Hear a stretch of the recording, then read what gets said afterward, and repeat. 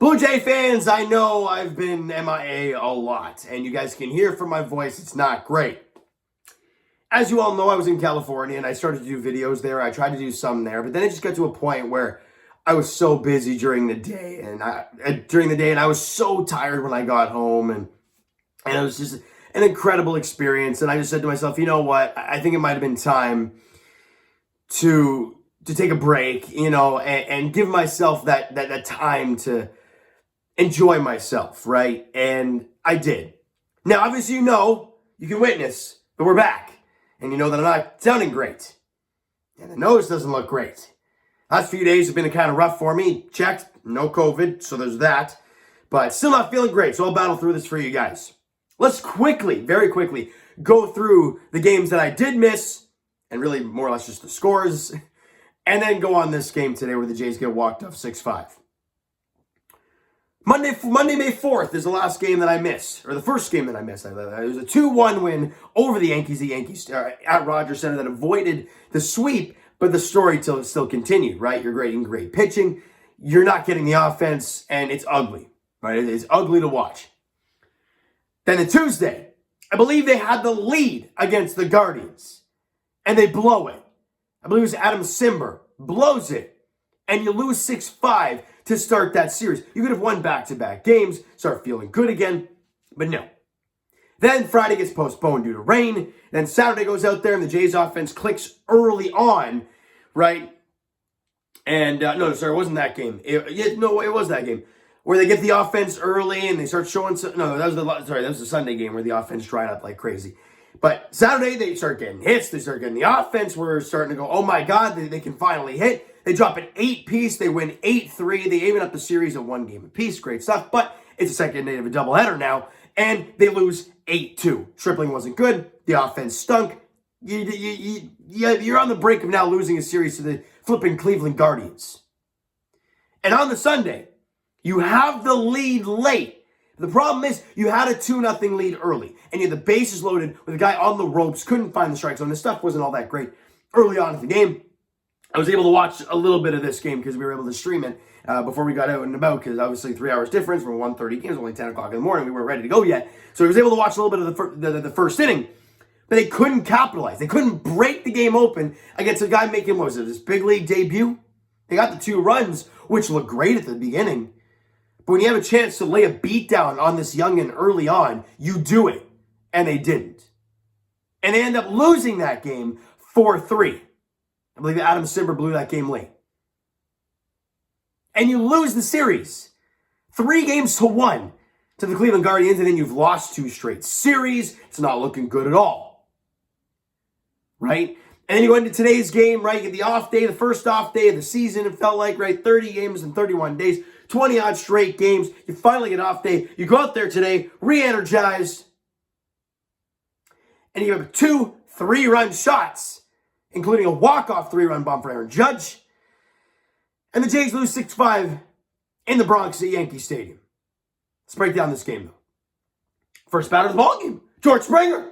Solo ding-dong. Another leadoff bomb for Springer, and the Jays are up 1-0. Good stuff. We go to the top of the second inning. Santiago Espinal rips one. It's deep, and they initially call it gone. Look at it. It's a 3-run bomb for Espinal. Jays are up 4-0. You're feeling fantastic. No, they review it. It doesn't go out of the ballpark. It's only a 2-run double. And you're only up, 3-0, which scares me a little bit at that time.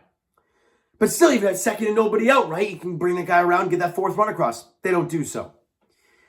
And those are the things that come back to haunt you. Because no offense happens the rest of the way for the Jays until the bottom half of the 6th inning where the Yankees come up. Giancarlo Stanton off of Jimmy Garcia, and Yusei Kikuchi was phenomenal. He was great tonight. But Giancarlo Stanton comes up against Jimmy Garcia, and he hits a legit Yankee Stadium home run that would never be, they already did the analysis, and that would not be a home run in any other ballpark but Yankee Stadium. And it's a 3-run bomb. Stanton homers, Judge and LeMahieu score, and we're tied at 3. 2 batters later, on an 0-1 pitch, Jimmy Garcia hits Josh Donaldson. Okay, hits him in the elbow guard. Okay, there you go. Umpires converge. They toss Jimmy Garcia.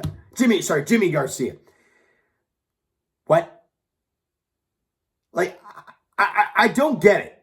I really don't. And I know I'm going to probably hear Yankee fans saying, whoa, you just give a 3-run shot. The guy's not happy. He's going to plunk Donaldson. Well, wouldn't he have done that on the first pitch? Right? Well, no, he throws him a first pitch slider. Gets a strike. And then decides to hit him? I'm not sure where that makes sense. Plus, it's a tie ball game. It's 3-3. It's not like you're down 10-0. It's a 3-3 game. You just put the go-ahead run on first base. You really think you wanted to do that? The umpires took control of that game there. Obviously, it wasn't, it didn't lead to anything and whatever the case. And I'm not saying if Jimmy Garcia, continued to pitch in that game, it would have changed the outcome because it was evident. But the fact that they tossed him was ridiculous. They converged. All the umpires converged and they said, yep, you're gone. And I'm like, yep, you're a coward. And that's ridiculous. Now, moving on from that, because that's not the point. Top of the 8th inning. Jay's getting an RBI double from Lourdes Gurriel Jr. Vladdy scores. Jay's got the lead. All right, good stuff. Gurriel ends up at third base. All right, good stuff. Look, with less than 2 out, you got to find a way to drive him in. Alejandro Kirk, sac fly. All right, we got a 2-run game, 5-3. They get 2-1 against Tim Mays in the 8th inning. And then, Trevor Richards goes out there and he gets Gleyber Torres to strike out a big time out there to keep the Jays up 5-3. Massive. We go to the bottom half of the 9th inning. Jordan Romano goes out there. He's facing, 8-9-1, and he gets 8 to strike out to start the inning. All right, great start. Great start for Romano. Good stuff. Now get number 9. You want to keep Judge on the bench. A guy who's hitting under 200, and your number 9 hitter, Trevino. You walk him. How many times? We talked about it in that Houston series against Maldonado. How many times are walking the number 9 hitter going to come back and haunt this team?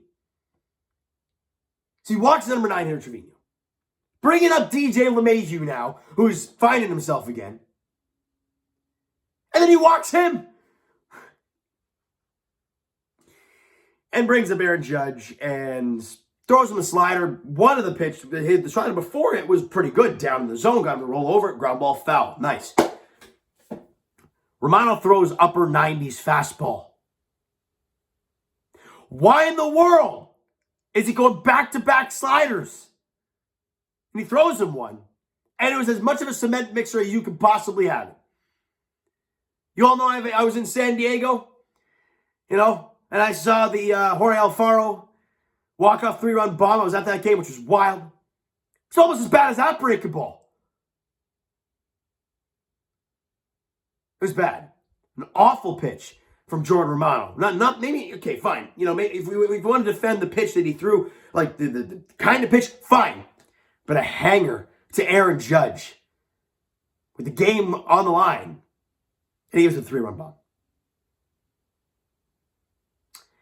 And this one hurts just for so many reasons, right? Not only do you lose another game to a divisional team, you've now lost a lot of games lately.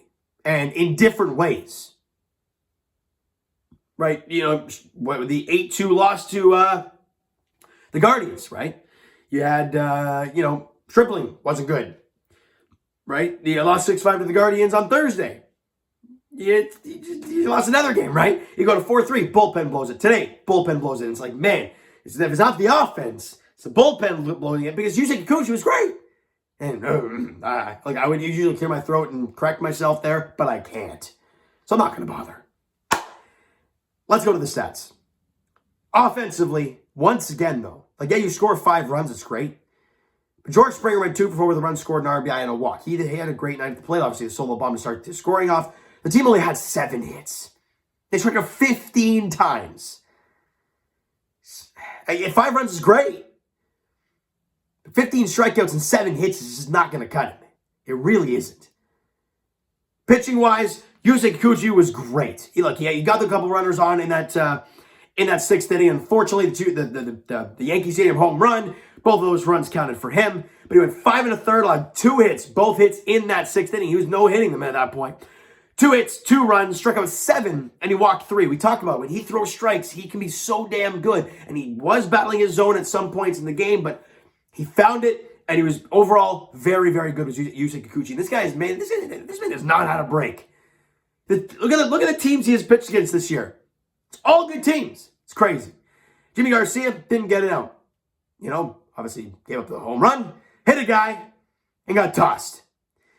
David Phelps went 2/3 of an inning. By the way, Charlie Montoya for also getting tossed. Or no, it was Pete Walker. I don't know who got tossed. I think both of them got tossed. They had a quick trigger like, yeah, you're gone.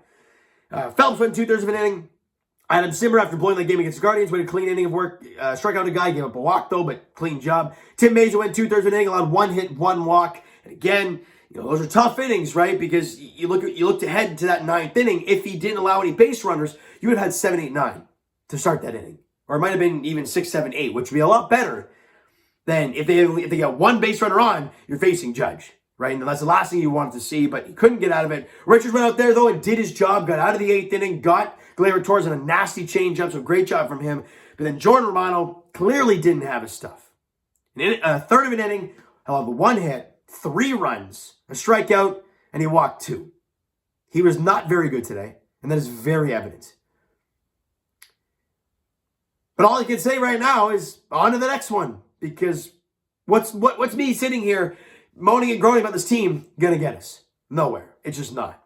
All right? So Jameson Taillon gets the ball for the Yankees tomorrow. Jose Berrios gets the ball for the Jays, tomorrow after it's a 12:35 first pitch at Yankee Stadium in the finale of the mini 2-game set that the Jays look to, I guess, split this set. I don't know. They got to find their legs again. It's really, really tough to watch.